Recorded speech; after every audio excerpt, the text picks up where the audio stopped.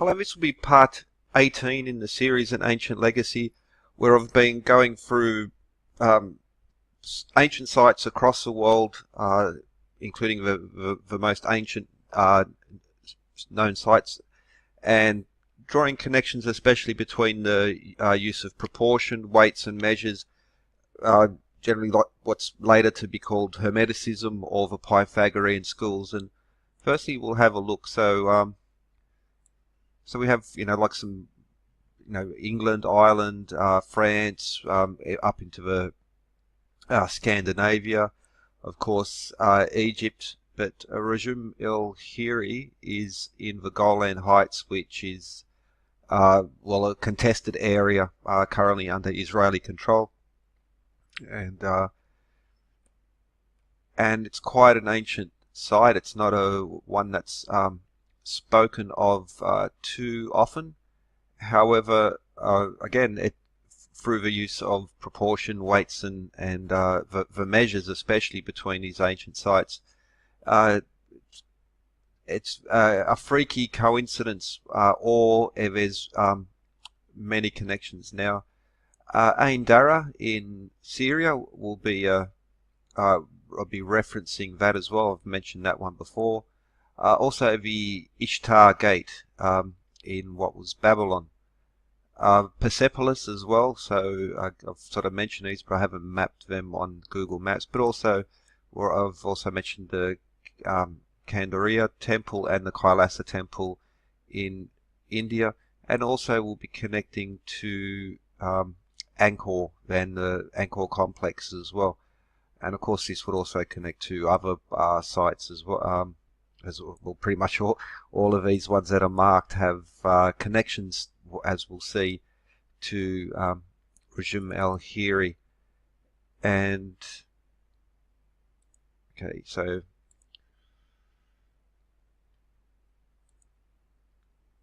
it's not cooperating with me at the moment, but there's the temple, and you can find this as well. Now, also there's a sunken mound in the Sea of Galilee. That's interesting to hear as well. Galilee. And okay, let's begin. So Rujm El Hiri, I hope that's pronunciation. Also the Gigala of Fame is another name for it, and it's often referred to as the Stonehenge of the Levant.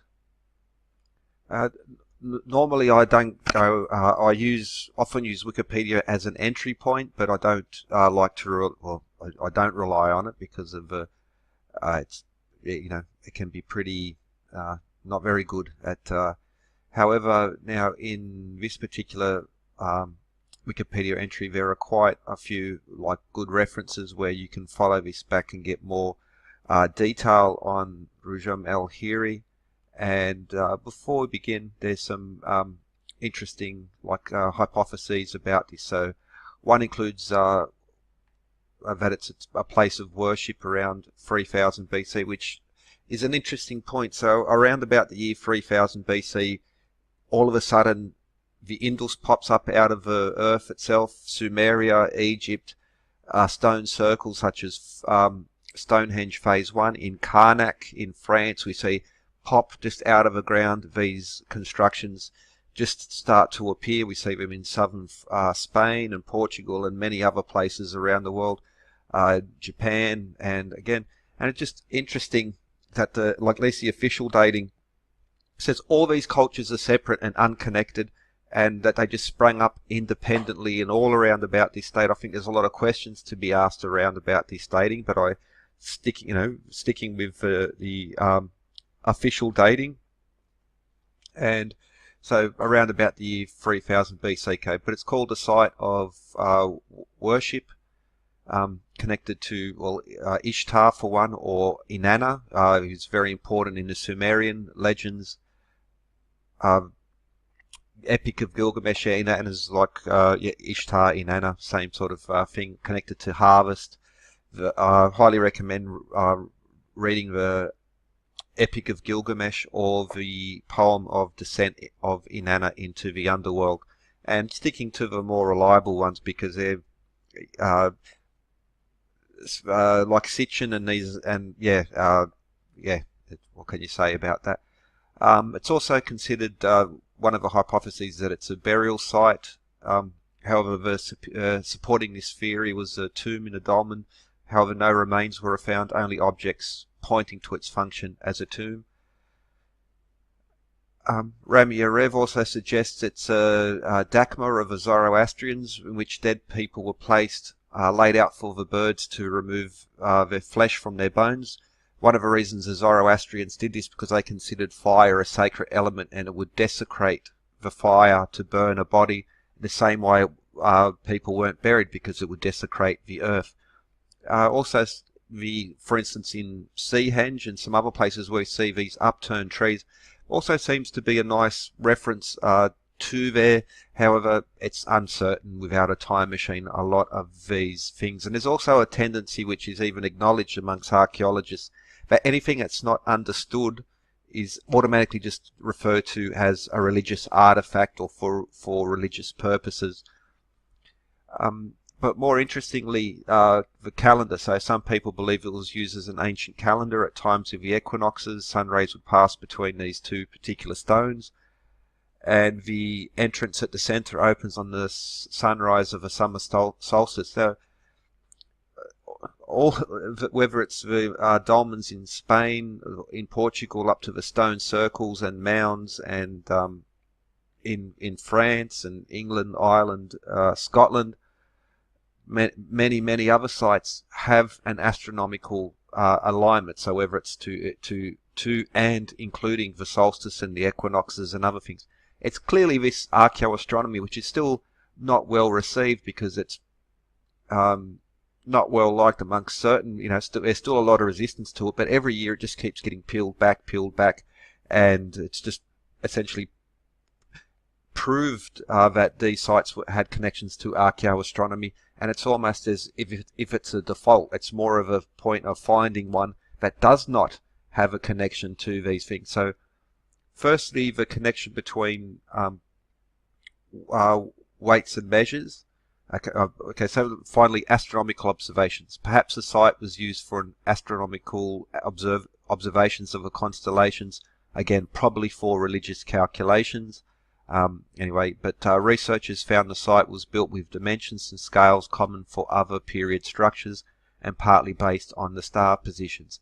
Now that's particularly interesting. That's why I'm referring this, because researchers found the site was built with dimensions and scales common for other period structures.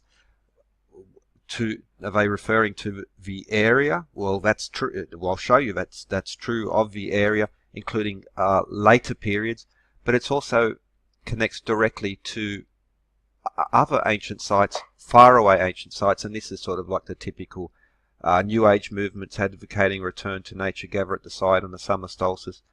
And again, there is a bit of a, unfortunately, the new ages, as they're referred to, do sort of, okay, I shouldn't go into that, that's something else, but it's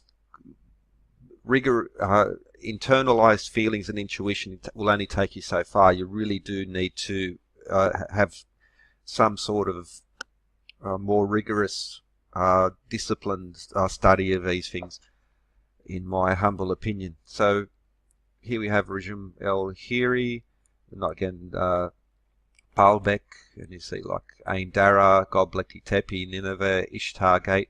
Now these are all part, you can sort of see by the colours, part of the Fertile Crescent, where we have the twin rivers,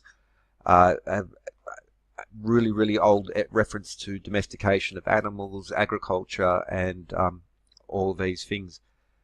But the temple itself, so keep in mind, firstly it's Stonehenge of the Levant. So the site and nearby settlements dated to between 3000 to 2700 BCE,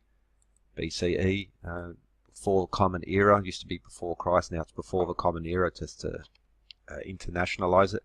And Stonehenge of the Levant. So there we have Stonehenge to begin with, and the henge itself. So a henge is not the circle of stones. The henge is the earthworks outside.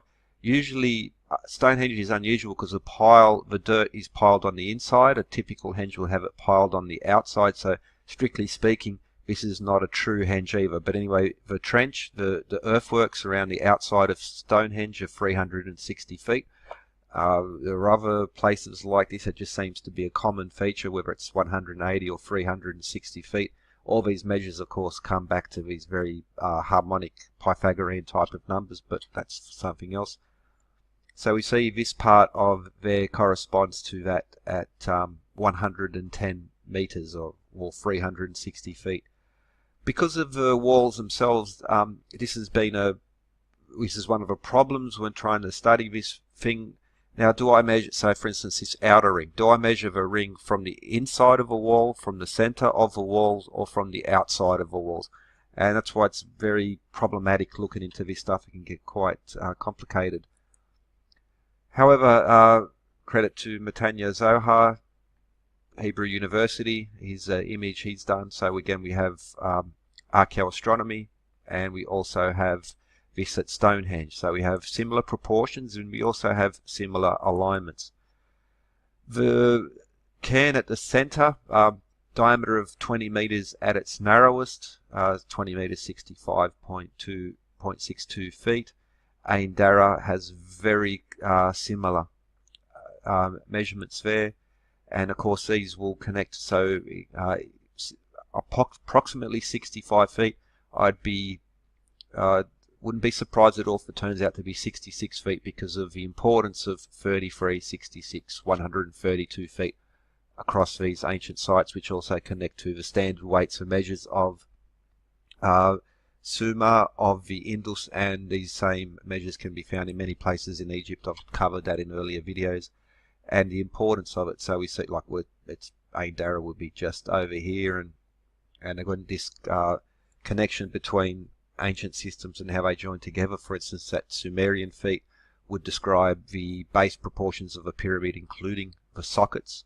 So the Royal Egyptian cubit would define the pyramid, but the sockets, so which important to giving us the 86,400 to 1 scaling to the whole Earth, would also come from the Sumerian or the Indus yard, and the 1 meter 1 second pendulum.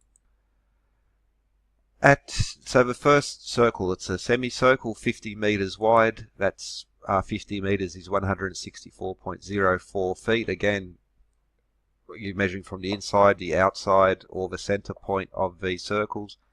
And his so 164 feet times 2 is 328, times a half, 82, 41. So this is an idea of the scale.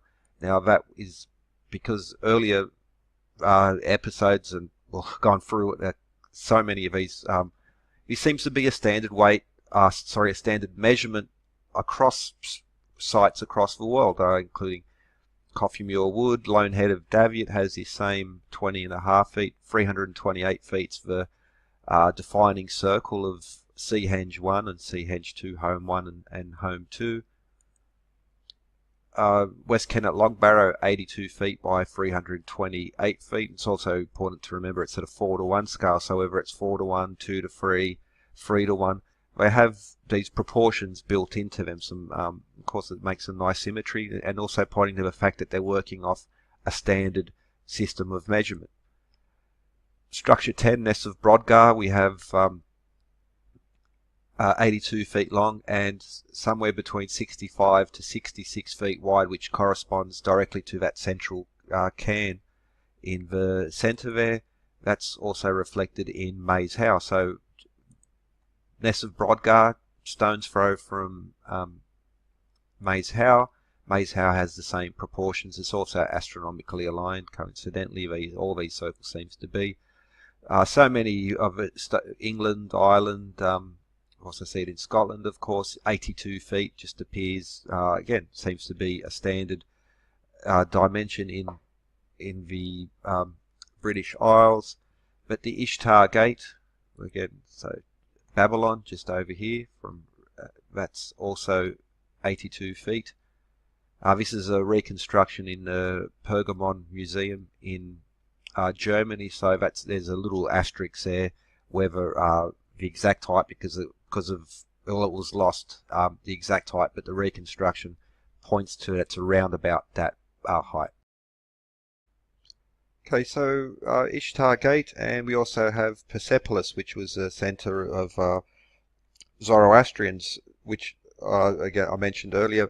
They would not bury or burn their dead. It was Zoroastrianism is still actually practiced in many places. For instance, in India, the Towers of Silence, as they are also called.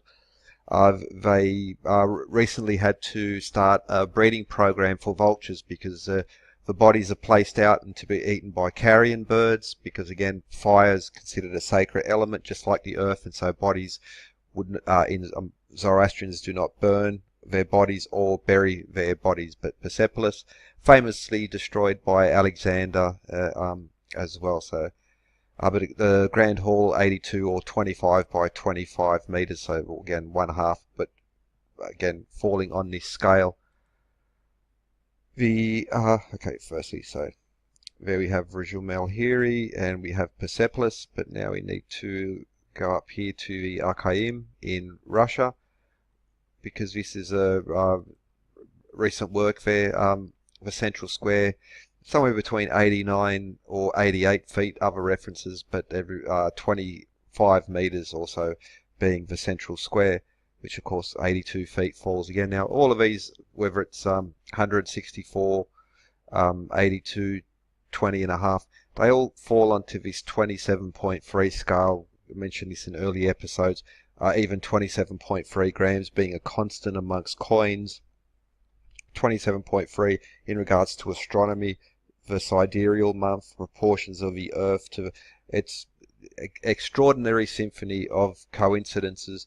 And for instance, that 50 meters, 25 meters, also connects to ancient units of measure, but also through the 1 meter pendulum connecting to 1 second.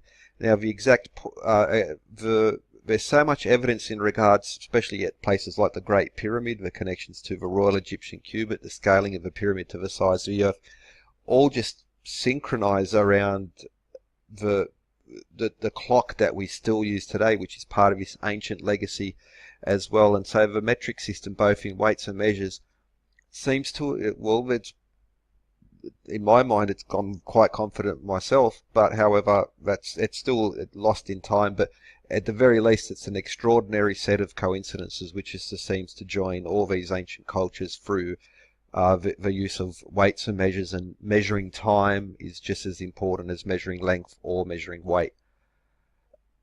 Casado in France, so in the area around Karnak, famous site for the alignments, menhirs, dolmens, rectangles. I've covered these in earlier videos as well. Just another example, the famous at the Ellora Caves, the Kailasa Temple, carved from the stone down. So this wasn't put together in pieces. This is carved out of the stone as a single block.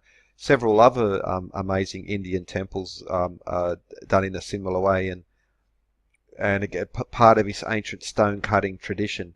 The Hindu monastery in Kauai in Hawaii completed the first part completed in 2012. They used traditional techniques. They drilled holes through granite, beautifully carved using very simple tools, very ancient techniques as well. But of course, the Candiria temple as well, both of them being 164 feet. And also it seems to be a sweet spot. So in earlier videos I mentioned Monte Alban and this ancient site pre-Mayan, which has the use of 165 feet in there as well. Well, that's a sweet spot because that connects through the Egyptian or the Royal Mile, but also the ancient state. It also connects to 27.3. So 65, 164 and 165 is this sweet spot where across multiple scales of measure it's hitting this 27.3 or 273 scales, but stick like 164 here. Angkor Wat, so the Royal Palace pool is 492 by 164, a 3:1 ratio, and that's an interesting connection because so you have the inner circle, then you have the outer circle, and that's 3:1 ratio, so that would directly tie into that. And even 492, both of these numbers are very important across multiple ancient scales of measure. They all convert to these very, very important Pythagorean numbers which describe so much in geometry, astronomy, music, arithmetic, the quadrivium. It all just seems to blend in together. So again, we see this 3-to-1 ratio, and we also see it here. Again, you have to include, have to disclose, but this has got to do so whether it's the outside, the center, or the middle of these circles. But in earlier videos also I pointed out how the inside, for instance, of the Stonehenge or the Kingsman circle brings us to this brilliant 295.3 number, which connects again to astronomy very nicely. But also the outside of it is 108 feet, and 108, of course, being a standard. Still to this very day, for instance, the latest Jain statue, 108 feet high. The latest, in the largest lingam is 108 feet high, 108 feet across cultures. Places like Washington, all the again, just so many references. I've done many other series on modern architecture, especially connected to esoteric organizations and these origins. They're using exactly the same measurements that are just repeated here across the ancient world, and that shouldn't be a surprise because a lot of the architects involved in there are actually antiquarians or very interested. They actually studied ancient temples, as whether it's Claude Bragdon or so many others. They're very interested in these ancient temples, and that they should repeat them actually isn't a surprise at all. But what is quite surprising is how many of these apparently unconnected separate cultures just all sort of popped up out of the earth around about 3000 BC, and they just all happen to be using the same systems of measurement, and the corresponding units of weights have so many joins between them. I think the only really reasonable explanation is that, firstly, that the civilization is older than what we accept. Göbekli Tepe is a perfect example of that. That's 12,000 years old, and again, it's very sophisticated architecture involved in there, and again, to say it's just an anomaly is something else. For instance, if you haven't heard about Göbekli Tepe, just go have a look at it. And it's been dated to, again, over 12,000 years old, and it doesn't fit the accepted timeline of civilizations. Well, yeah, it's just amazing. Check Göbekli Tepe. And so what we have here is, again, these many cultures. So I've got Thoth from Egypt, Hermes from Greece, as in Hermeticism, gods of knowledge, so gods of science, gods of weights and measures. But you also find this, whether it's the Sumerians, ancient Chinese, the legends of the bringer of knowledge to the South American, Central American cultures.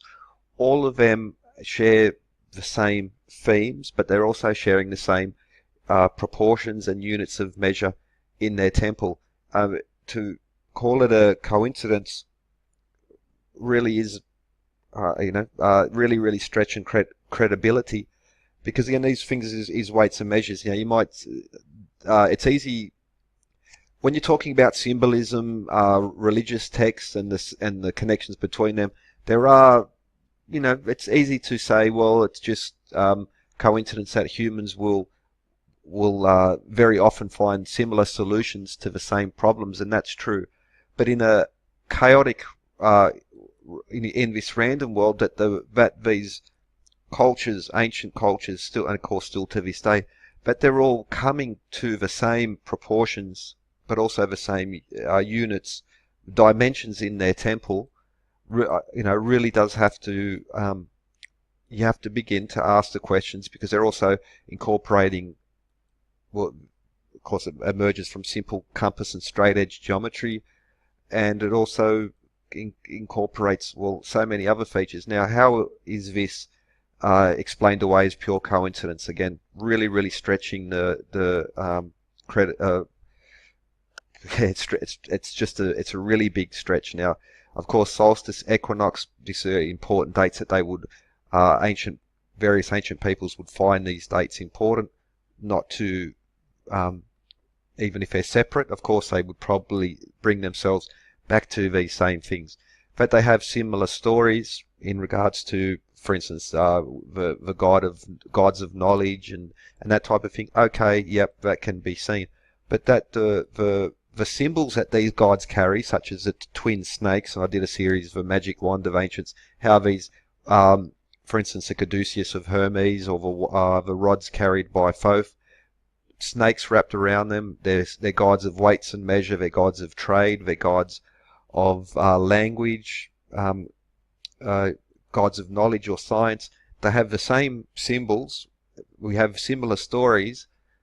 That might be explained away sufficiently, or or a large enough question mark. But how all these separate important temples and these are just not sort of randomly created. There's a huge amount of work and dedication and will and resources go into these things. So okay, I also mentioned Angkor Wat. Angkor Wat's as well. This is not just the only place. It's an ABC 1, 2, 3, whether it's symbolism in the number of statues or the Nagas, but also elsewhere in Angkor Wat, the measures connect as well. But I'm going to get to that in the future.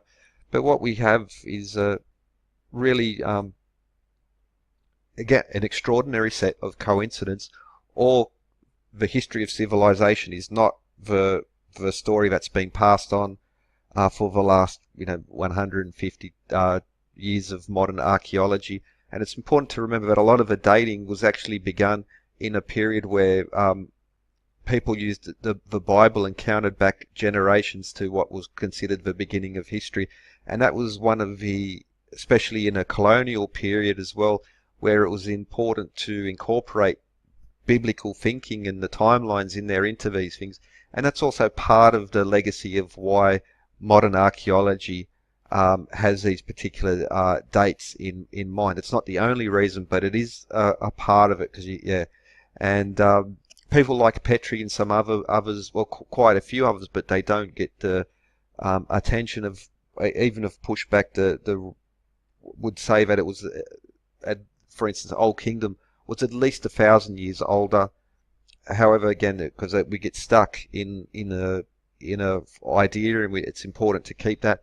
And as it passes on, it gets more and more important for people to protect not only their professors who they learn off and protect their reputation, but then also to protect their own reputation and their own textbook sales and their own income as well. And that's it's not the only reason, but it is also something to consider, because once you get caught in a paradigm, it's very hard to break free of that. And that's not just in the fringe, as they call it.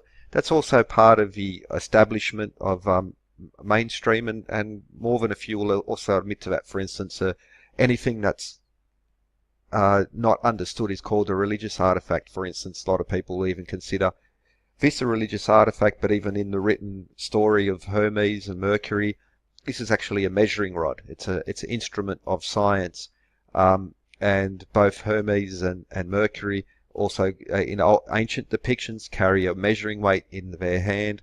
Also, same with Thoth, and again, ancient science, just like now, is built on observation through weights and measure, and it was no different in the ancient times. Modern science, ancient science, observation, knowledge, study through weights and measures, and well, that's part of it. Again, I can't say everything about there. Is a lot of mystery to this, but just by comparing all these sites, and they just keep coinciding and connecting with each other. Again, yeah, really have to ask questions that was there not trade of goods and knowledge extending back a really long time, much longer than the official history, or did just these around 3000 BC, just everything just pop out of the ground, and they all just happen to magically fall on these particular proportions and most importantly, measurable dimensions in their temple? I don't think so. I think that's really stretching it, and I think it's in so many other aspects we need to look at history again and move away from the official version. Anyway, with that, hope you enjoyed and have a good one.